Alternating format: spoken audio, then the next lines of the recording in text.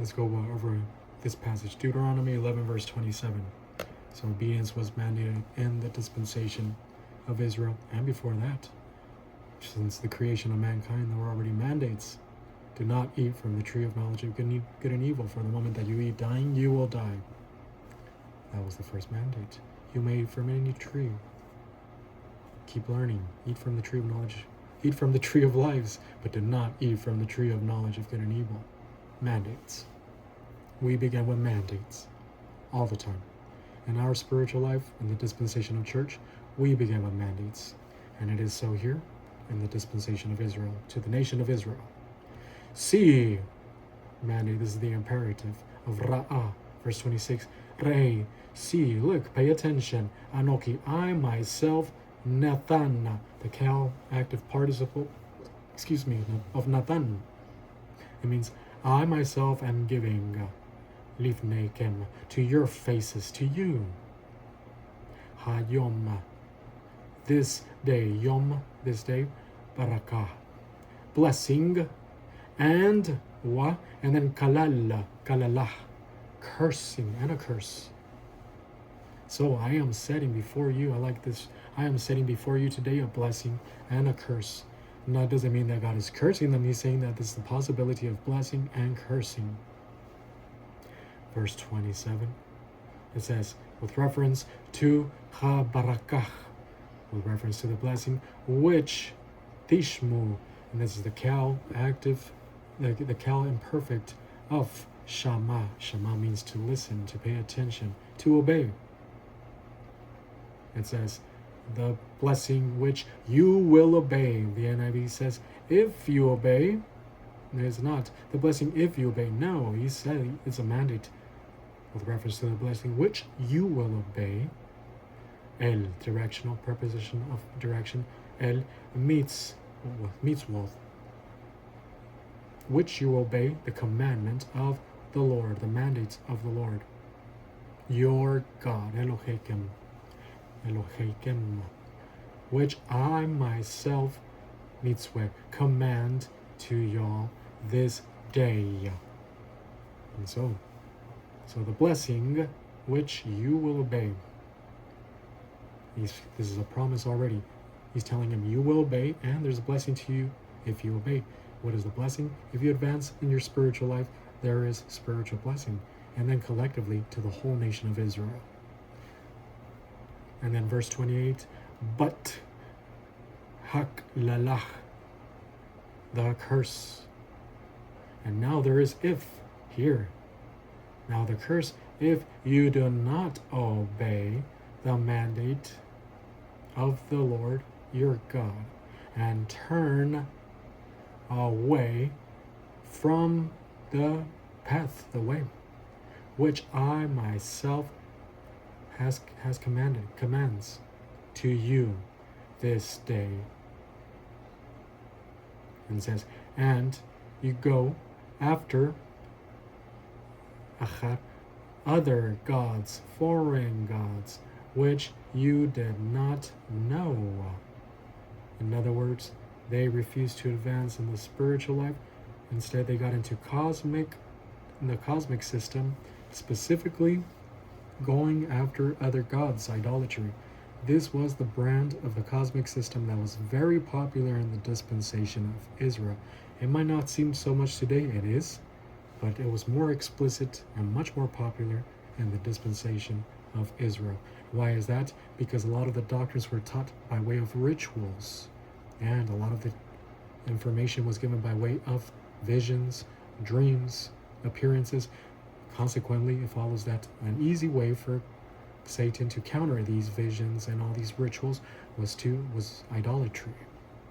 We do have our own idolatry, but keep in mind this is the cosmic system, cosmic too.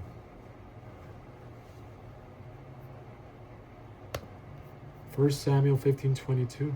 But Samuel said, does the Lord delight in burnt offerings and sacrifices? That's the correct translation. As much as in obeying the Lord. So this is the problem of Israel, is that they were executing the rituals in terms of scoring points. That is, they were not understanding the meanings behind the burnt offerings and sacrifices. All these burnt offerings of Leviticus and sacrifices, they had meanings, doctrinal meanings that they were supposed to learn. That was the way to learn Bible doctrine. And they did not do that. They did it in terms of scoring points. And so, they were not obeying the Lord. And then it says, to obey is better. Here, literally, shama, to listen. To obey is better than sacrifice. And to heed, to incline your ear, is better than the fat of rams. He prefers your positive volition than just merely going through the ritualistic motions of executing these rituals and thinking that you're scoring points. You turn it into legalism, you turn it into evil. That's what the Jews did with the law. They turn it into a system of evil when they add arrogance to it, instead of learning the meanings behind these laws. Can we do that today in the dispensation of the church in the 21st century? Absolutely. You can go through the motions of going to church, of taking a mandate from the Word of God and executing it and thinking that you're scoring points with God, not understanding the meanings behind it because you do not advance in the spiritual life by way of learning Bible doctrine.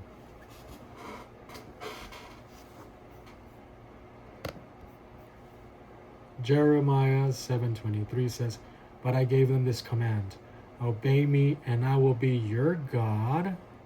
This is the promise that Israel will be the client nation.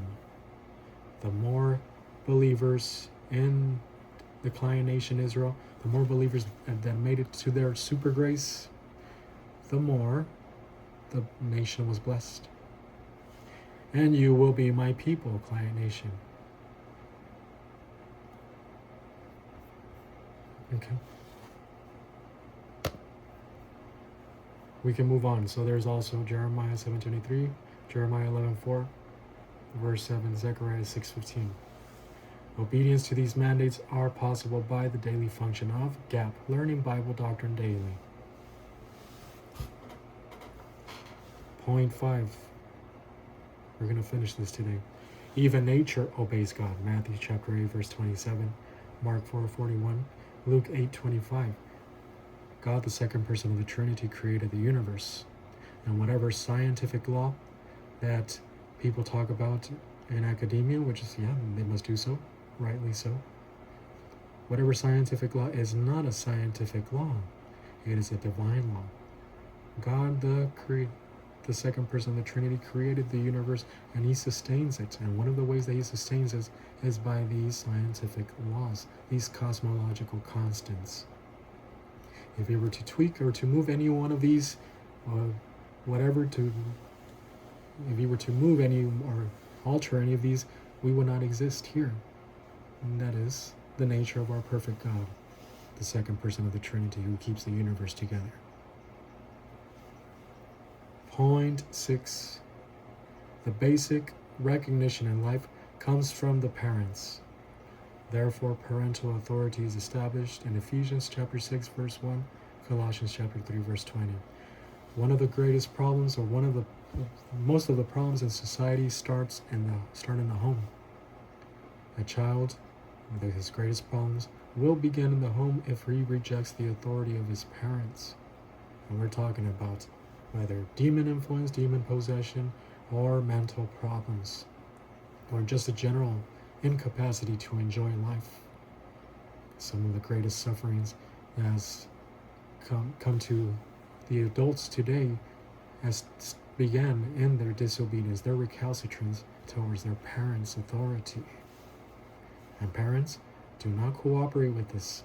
You might think it's cute for your child to be acting sassy or to be recalcitrant.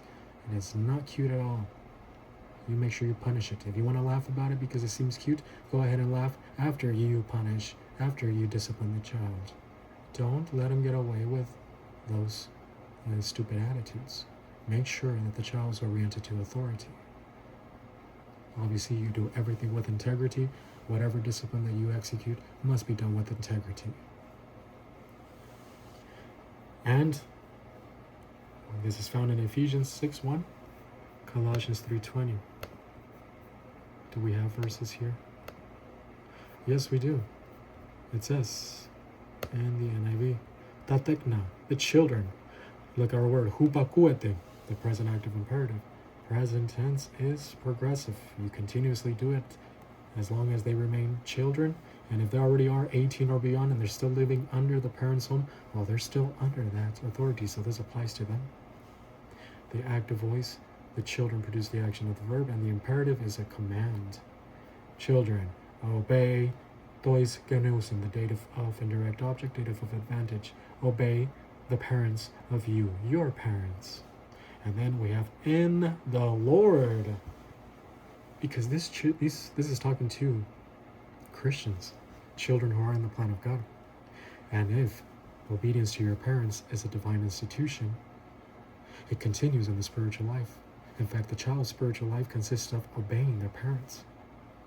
Don't think that just because you're a Christian, that divine institution does not apply to you anymore as a child. Oh, it continues applying even more.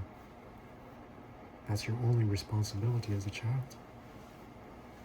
Obey your parents in the Lord, because this, so we have the causal, gar, and then we have the accusative of the demonstrative pronoun, Yavhutos, because this is what? Obedience.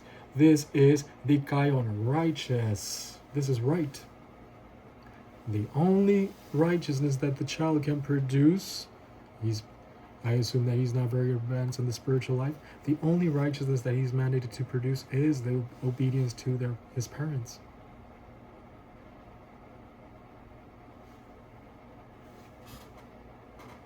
And then it continues saying, honor your father and your mother.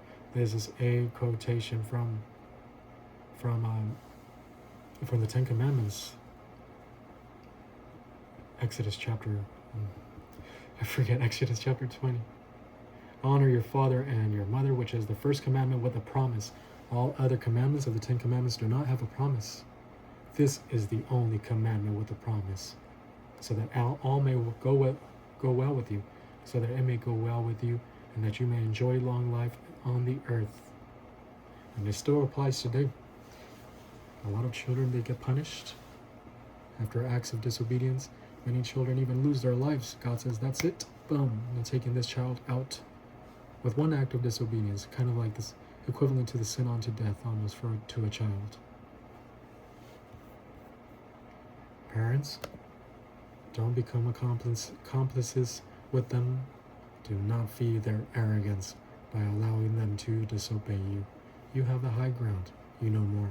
Colossians 3:20 says, once again, children, obey your parents according to all things. And then it explains, for this is well-pleasing in the Lord. These children are in the plan of God. The divine institution applies to all people, and even more to those in the Lord. Don't think that it does not apply to you because you're a Christian now.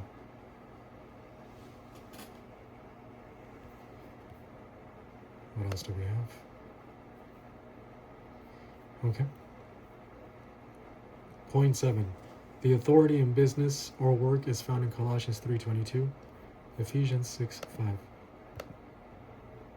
I don't have it. Oh yeah, Colossians 3:22. Here it is. Slaves, we're talking about SPQR. The Bible must be interpreted in the time in which it was written, and there were a lot of slaves at this time. There were not that many workers. Most of them were slaves. By way of application, we apply this to labor nowadays. So slaves, look, hupakuete, present active imperative, the same hupakuete as the one we just saw previously. Obey according to all things. So we translate it in all things. Obey your masters, your lords. But what does it say? According to the flesh. Your earthly lords, your earthly masters. In all things, according to all things. And then look what it says. For you fake types, for you who put on the mask, for you who make the right noises when people are watching. Not in ophthalmodolia. This is a wonderful word. Eye service. I like this because it's ophthalmos, eye, and then dolia, slave. Eye service. So not only when people are watching you do you do it because of your character, of your integrity.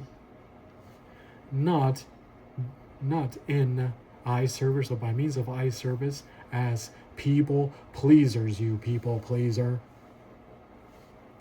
but rather by means or in the sphere of integrity of your heart, your right lobe. Fearing the Lord. So you obey your earthly master as unto the Lord, as expressed here by fearing the Lord.